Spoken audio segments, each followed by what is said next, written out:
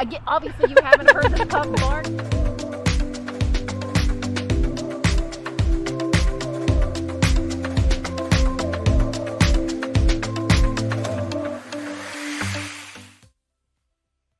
Welcome to Mornings on Main Street, Clarksville. I'm your host, Stefanie Miller. Thanks for joining us. Coming up, we share our sit down with photographer Melanie Garcia. Melanie talks to us about why she wanted to bring a visual narrative to our at-risk neighbors in the Clarksville, Montgomery County area. She shares her work and much more in the sit down, and we look forward to sharing it with you. After that, we hear all about polar plunge season for the Special Olympics of Tennessee, what you need to know if you would like to participate in a polar plunge, which you should, and just how special that money is to Special Olympics, its athletes, and their families. But first, let's get a check of the wrap with reporter Cheri Reeves. This is the wrap for the January 4th edition of Main Street Clarksville. In a couple of years, racing at Clarksville Speedway could be history. The Speedway's owner is working on plans to sell his property to the city, which would turn it into a recreation complex. Clarksville has a resident who just turned 100 years old. Read about her life of service and nursing and raising a military family. And Main Street Clarksville takes a trip down memory lane, revisiting all of the big news stories that impacted Montgomery County in 2023. There were stories of growth, stories of tragedy, and also stories of entertainment that were covered throughout the year. And that's the wrap. I'm Cheri Reeves, Main Street Clarksville.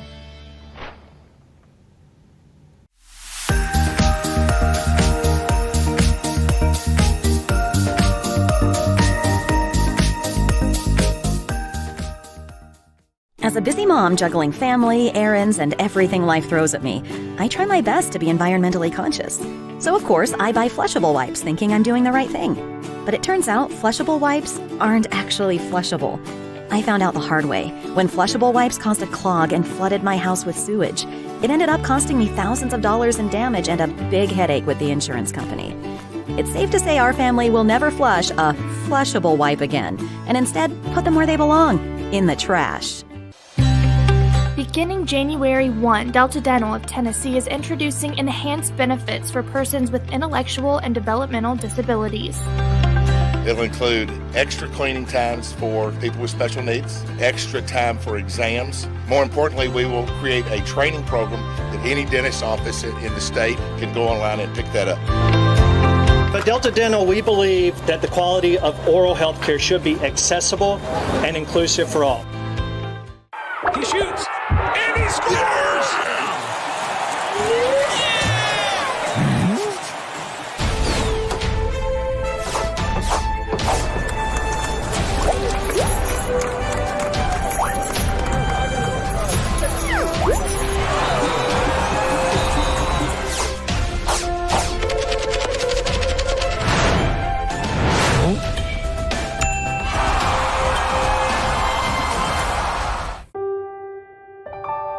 This holiday season, the largest lantern festival in the country returns to Nashville Zoo. Witness more than 1,000 handcrafted Chinese lanterns featuring brand new designs, including towering mythical beasts, a life-sized Santa's workshop, and a 100-foot-long dragon. Welcome back to Zoolumination at Nashville Zoo. Bigger, brighter, and better than ever.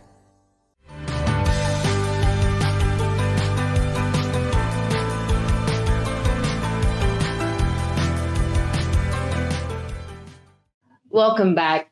Homelessness is increasingly becoming more of an issue for many areas, not an issue. People are experiencing homelessness, losing their homes, food insecurities, and so much more. But to shine a light on what's happening in the Montgomery County area and what we know as a tent city, a tent encampment, we have Melanie Garcia and her recent show. She's a photographer here in the area and beyond. Many people know who you are and they've seen your work. But she is highlighting the struggle and the spirit of those that are living in those encampments. And she did that in a recent show. First off, Melanie, thank you so much for joining us. Yeah, thank you for having me. What had what gave you that idea to go out there to kind of show, their way of life of, living in these encampments? Well, I recently, about 3 months ago, joined a life group with Life Point, a Bible study, and a gentleman that is in my life group, John, is the executive director of Loaves and Fishes, a nonprofit that feeds the hungry Monday through Friday. And he was just asking for prayer. And I do a lot of social media marketing in town. And that includes, offering photos or video to use as content. So I offered that service, like, can I come in and do that for you? So that's kind of what started that relationship of kind of understanding the need a little bit. Couple of days later, I go and take some photos of an artist, something I do all the time. But I stumbled upon this tent encampment that I had no idea about. I've seen a couple homeless in the community downtown and have had conversations. We have a little bit of a relationship. Then a couple of days later, I get a phone call from Lorenzo Swinton Gallery downtown, and he asked, "Hey, would you ever be interested in showing any of your photography?" Just the caveat is no landscape. I have a ton of pictures of people in town. But my immediate pull was I should maybe do something with Loaves and Fishes and kind of shine a light on what John has been describing as a struggle, that they're having to feed more people, that it's doubled recently. So I thought, wow, what a interesting way that maybe I could shine a light on this. So I went into Loaves and Fishes just to kind of take some maybe promotional photos and videos. But then once Lorenzo approached me, I kind of thought of it of a different way, approached John, said, "Hey, do you think any of these individuals that are served here every day would allow me to take their photos?" So I went into it with the understanding that I might not take any pictures that day, and I might not get anything for this particular show. I knew I had a lot of photos of other humans that I'm involved with. I could use those. So I was just going in it for an experience. I got there and sat down. We shared just conversation. The Loaves and Fishes opens at 8 a.m. and they don't serve a meal till 10:30. So there's this community and camaraderie that happens every single morning. So I joined that. And just kind of wanted to understand, but I sat with my camera, was explaining to everyone, like, this is kind of what I'm doing, what I'm hoping for. If you want to share your narrative in the way of visual and allow me to do that, tell your story in that way, awesome. If you want nothing to do it, I get it. So sat with them in the community, then kind of shared a meal, understood. I explained to some of them why I was there, kind of what I wanted to find out more about, where they lived, why they began this journey, how they're served. I just wanted to know as much as possible and how I could shine that light. So that's kind of where I came up with pictures on each person, the story on each individual, whether it was they didn't want to show their face and they were a veteran and wanted to show how much work they've done, or they were a plumber and they were proud of the age on their hands or the sun on their face. So there was a lot. We got deep and we talked about where they lived, the struggle of not having warm clothes or dry clothes, but also the community that they've created. So I got to learn a lot. And then because we talked about personal things like where they live, how we only carry what we can, what we need. I did get into the conversation of, hey, I found this area where it looks like people are living. Do you guys know about this? And so some of them shared, I live there. So I felt like that was a good opportunity for like, hey, maybe I can get pictures of that. So I asked permission. I didn't feel the first time that I went into the encampment that was appropriate, but I asked permission, then I went back. And we talked about where they used, where they lived. And so I got that second half of photos. Looking at the pictures, and I don't remember who said this or where it's written, but the eyes are the window to the soul. And that is something you can definitely get a sense of as you're looking through the pictures, especially when the individuals are looking directly at you. Mm-hmm. What was that feeling for you as you're sitting down to want to share, this area and these people? What was that like for you?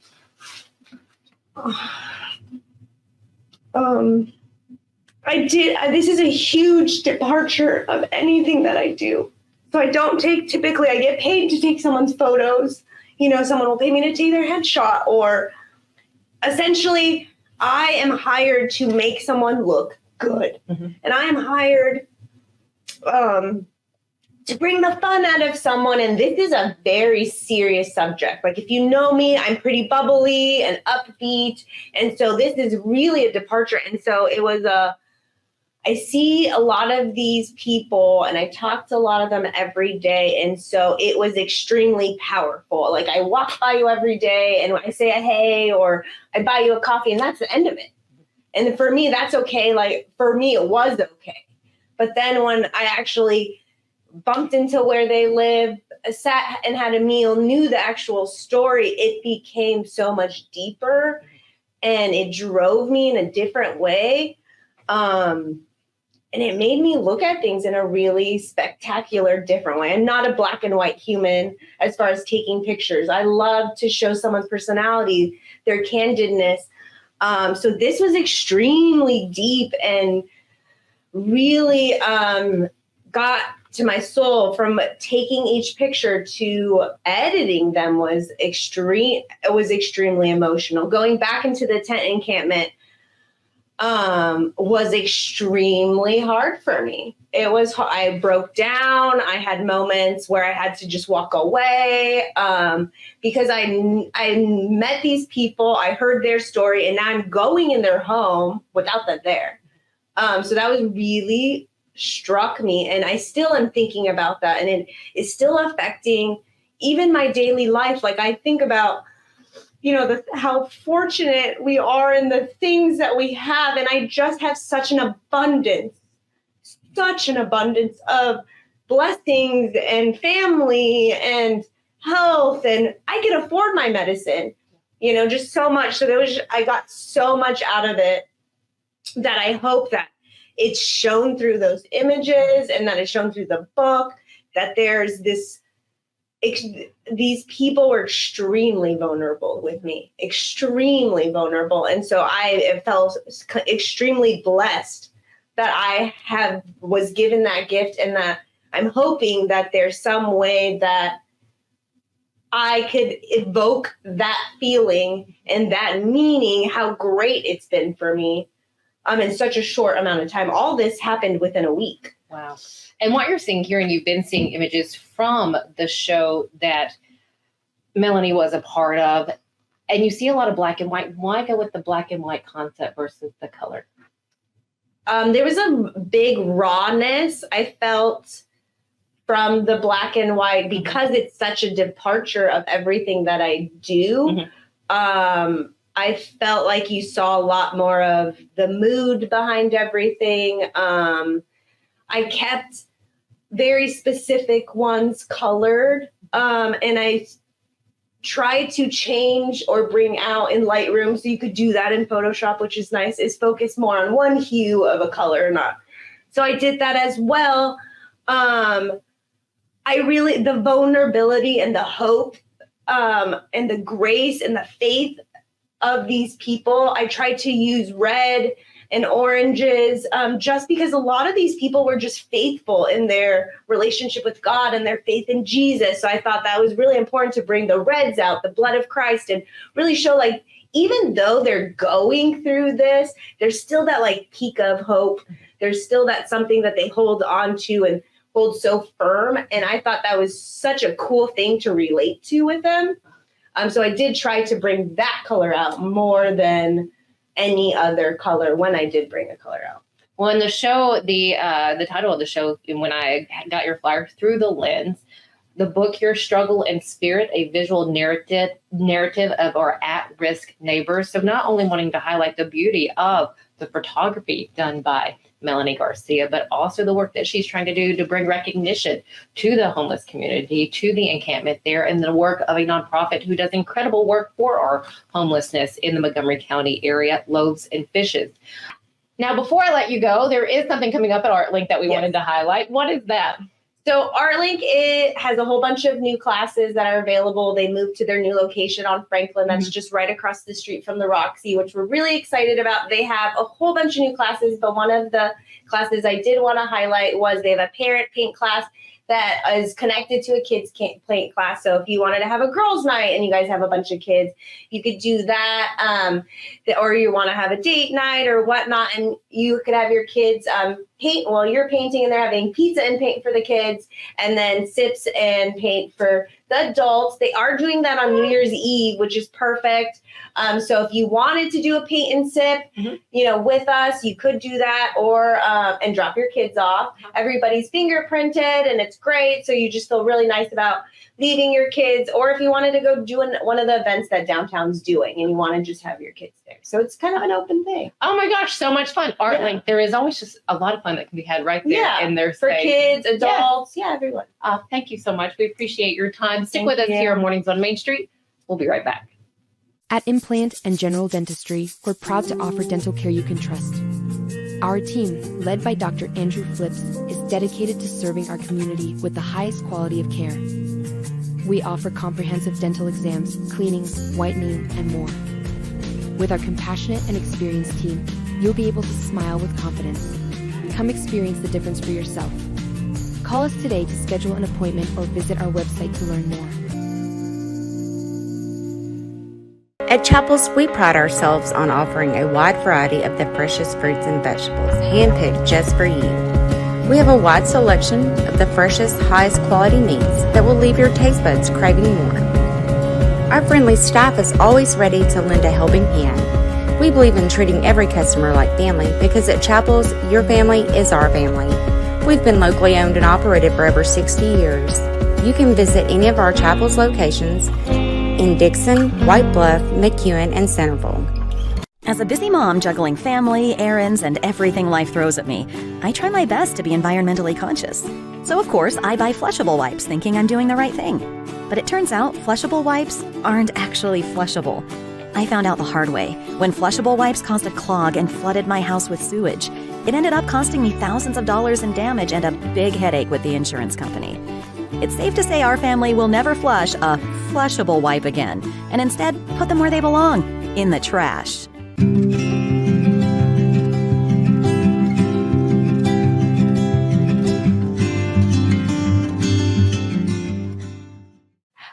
This morning, we are starting off talking about the polar plunge, which has been a great way for the Special Olympics of Tennessee to raise money for many decades, for Special Olympics all over to raise money for their athletes for not only year-round sports, but competitions. To talk to us more about this phenomenal event, how much fun it is, how cold it is, but why they continue to do this each and every year, we have with us Justin Bradford. He is the Director of Marketing and Communications with Special Olympics Tennessee. Justin, thank you so much for your time. Oh, thank you so much for having me. Really appreciate it. Really to talk about freezing for a reason.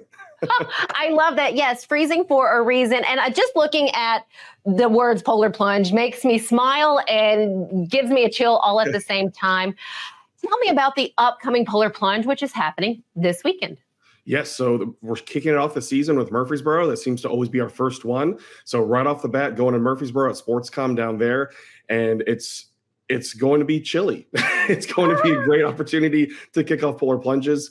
We have them going on all across the state, East, Middle, West Tennessee. So even if you have family, you can talk about it. But Murfreesboro, they even take walk-ups. If you're just unsure about if you want to do it or not, you can still show up and you can sign up there and register.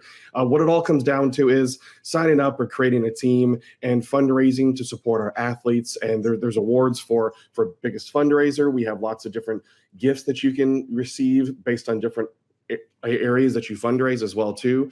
And then there's also a costume contest. So we encourage people to come in costume, and you could win an award for having the craziest costume or the best themed costume out there. And so it is a lot of fun. There's a pre-event happening in Murfreesboro as well too. So there's lots of games for kids. There's snacks that'll be available. And at SportsCom, they're also going to open up their indoor pool for people to warm up after they plunge. So it's a good 1-2 opportunity just to get in the pool and also raise money for a great cause of Special Olympics Tennessee. How nice is that for sports come to open up the inside of their building? You know, you get to see these athletes, and I've been blessed to, work with them and see them, at their athletic events. But talk to us about how special it is for them to be able to take part in athletics, in competitions, because some of those kiddos, I mean, they are so good at what they do at their sports. What's amazing about Special Olympics is it's an opportunity for people to compete, whether they're young athletes, which are people that could be from ages 3 to like 9 or 10, or we have unified sports, which is big time in our high school areas as well as in adult areas, and all the way up into their 60s, 70s, and 80s, we have athletes competing. So this is a fully inclusive organization that gives people an opportunity to train and to compete and also receive free health screenings. And that's why we love Special Olympics and what we offer, because we are offering an opportunity for people that may not get that opportunity in so many other ways. And what we've seen so much over the past couple of decades is the great move for inclusion, because now, especially in our school systems, we're seeing not to where what it used to be like when we were in school, to where everyone was separated, but full inclusion, of where people with intellectual disabilities are fully integrated with people without intellectual disabilities. And that's even included in sports. And we see that huge in the Unified Champion Schools movement, because the TSSAA, which is the organization that manages all the varsity sports in Tennessee, also has unified sports divisions right now in bowling and track and field. So we have athletes and unified partners that are actually competing for state championships. And that's something we probably never would have thought of just a couple decades ago. And now we're continuing to see that grow. And so we are seeing people just fully be included in sports and athletic competitions, and not just competing at their area level, their local level, the regional level, or the state level, but we have national competitions and international competitions where athletes get to go and compete and face the best around the world. We just had 2 back in the summer go compete in Berlin, 1 in golf and 1 in swimming. And we just announced 3 athletes that'll be competing in the World Winter Games in Torino, Italy in 2025, 2 in snowboarding and 1 in speed skating. So it's just tremendous opportunities that we're able to offer for our entire community. And we just encourage people to be a part of it however you can. Love the progression of the times and just the inclusiveness that we are seeing. How wonderful is that? What do you hear from the athletes and the families? Oh gosh, it's one of those things that's life-changing. And what I encourage people to do is, if you go to one Special Olympics event, what you see in the field of competition and during the award ceremony is just pure unfiltered joy. And that's what it's all about, is seeing people being able to be themselves. And that's what we all want. We want people to be able to feel included, to feel involved, to be themselves, to be able to compete, to feel what everyone else may feel. And that's what we hear from a lot of our parents is, for instance, Nashville Soccer Club has a unified team where they compete against other MLS teams, unified teams. And this team gets to travel, they get to practice, they get to compete. They get to go onto the main MLS fields. I mean, they played at Geodis Park, they played at Soldier Field in Chicago. And what we hear from parents, for instance, during practices is like, this is what my daughter wanted. She wanted to be pushed. She wanted to be trained. She wanted to be coached, just like her brothers were coached in soccer. And so that's what inclusion's about there too, is it's feeling like everyone else and being able to be involved and compete just like a brother or sister or a cousin or their parent did. And that's the changes that we're seeing now, is that we're seeing opportunities and continuing to see that grow. Something else I want to know, I don't think I've ever seen such a higher level of camaraderie and sportsmanship than at some of those games. Absolutely. I mean, when we talk to athletes, when we interview athletes for our blog, it's about the competition, but it's about seeing their friends and seeing their network, where they maybe only see each other 2 or 3 times a year, but they're friends that compete against each other. They cheer each other on as well too. They want to win, but most importantly, they want everyone to have a great time. They want everyone to compete and do their best, because what it comes down to so much for athletes, especially in individual competitions, is setting personal bests. It's not necessarily always about winning. Well, winning a gold medal is great, but did you do better than your last competition? Did your training come through, and did you set a new personal record? We have coaches that challenge their athletes all the time to set new personal records, and we'll do bets, whether it's getting dumped with water or getting a pie in the face, something like that. So our coaches are fantastic. Our volunteers are fantastic, encouraging our athletes. And that's what you see. It's not just the athletes, it's parents, it's friends, it's family members, it's the community, it's our amazing volunteers, our amazing area directors that are volunteers, our coaches that are volunteers, that it takes a whole community to make these events special. And that's the camaraderie that you see, is everyone knowing that there is one goal, and that's full inclusion in sports. Yes. Okay. Before we get back to the polar plunge, talk to us about volunteering and being a part of this community. If this is where we want to give our time, how do we do that? Absolutely. I mean, if you go to specialolympics.tn.org, There's buttons on there that you can volunteer to sign up. You can also volunteer your company if you want to volunteer as a group. We have group opportunities to volunteer as well for our events. And we can also put you in touch with area directors, because the way that Tennessee is separated is like certain counties have their areas and regions have their areas, and they have lots of local events too that aren't necessarily at the state level. So there's opportunities in your community directly to be able to be involved, where you don't have to always go to Nashville or always go to big state events or state competitions too. So if you sign up and fill out the volunteer information form, we can get that to local area directors and they can reach out to you with any opportunities. And they're all across the state, happening pretty much year round, except for during the holidays. We always have events that are taking place. And again, just go to Special Olympics Tennessee. Now, talking about the polar plunge, we're seeing a number of locations here. Of course, you have Special Olympics in every county, but not every county has a polar plunge. So we can get involved in other polar plunges. We just pick one. Yeah, you can pick one. You can pick all of them. I mean, if you want to do the full tour, by all means, pick as many as you want. There are some that happen on the same day, but it might be a little bit of driving. But hey, you could probably accomplish it. If you hear of someone who's done a full tour, please send them my way. I want to talk to that person. That's a story. That's a great pitch right there, isn't it? 100%. How much does it cost to, or is it just a donation to be a part of the polar plunge? Sure. So the recommended immediate donation fundraise is $75. Mm-hmm. And then what we encourage people to do is then fundraise from that, is ask your family and friends to encourage you to support you to fundraise for our athletes. And then you start getting incremental gifts for it as well. That includes like a knit hat, some really comfy pajama pants.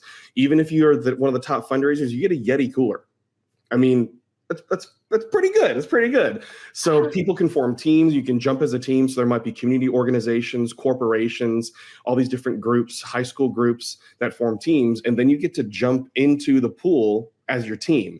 So it's a great way to recognize all the efforts that you put forth to fundraise for our athletes, is getting that special recognition and getting people to take pictures and have you on video of taking that plunge. And especially if you're in costume, to see how those costumes react as soon as they hit the water. It's always a lot of fun. But we encourage people to find your local communities. You can see it there, polarplungetn.com. You can find the plunges going to be closest to you. They're all over the state. We have plenty in Middle Tennessee that are going to be available all throughout January and February. So you can find one that's near you.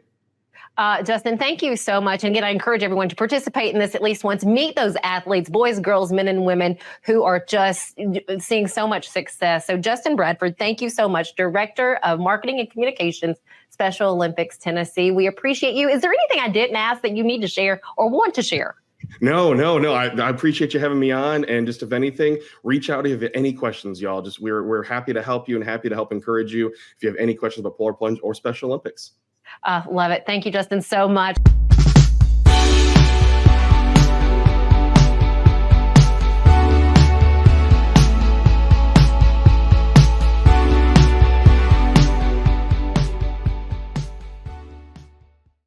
As a busy mom juggling family, errands, and everything life throws at me, I try my best to be environmentally conscious. So, of course, I buy flushable wipes thinking I'm doing the right thing. But it turns out flushable wipes aren't actually flushable. I found out the hard way. When flushable wipes caused a clog and flooded my house with sewage, it ended up costing me thousands of dollars in damage and a big headache with the insurance company. It's safe to say our family will never flush a flushable wipe again, and instead put them where they belong, in the trash. Welcome to Grin Doctors, your trusted pediatric dentistry and orthodontics practice. Achieve healthy, beautiful smiles with our expert care. At Grin Doctors, we are committed to your child's oral health and well-being. Trust Grin Doctors, your pediatric dental home for exceptional care. We go above and beyond to ensure the comfort and satisfaction of our young patients. Grin Doctors Kids Dental and Orthodontics is right down the street in Old Hickory, TN. Easy to get to and in your neighborhood. You know that feeling you get when your team goes big? You can get that same feeling on Zen Sports. When you sign up for a Zen Sports account, you will receive up to a $1,000 no-danger first wager. That's right. When you place your first bet in Zen Sports, you can be reimbursed for the amount of your first bet up to a $1,000 maximum if the bet loses. No other sportsbook will offer you a premier sports betting experience with 24/7 customer support and faster withdrawals like Zen Sports. Zen Sports. Betting just got better. Gambling problem? Call 1-800-889-9789. Terms and conditions apply. Must be 21 and up and in Tennessee to bet.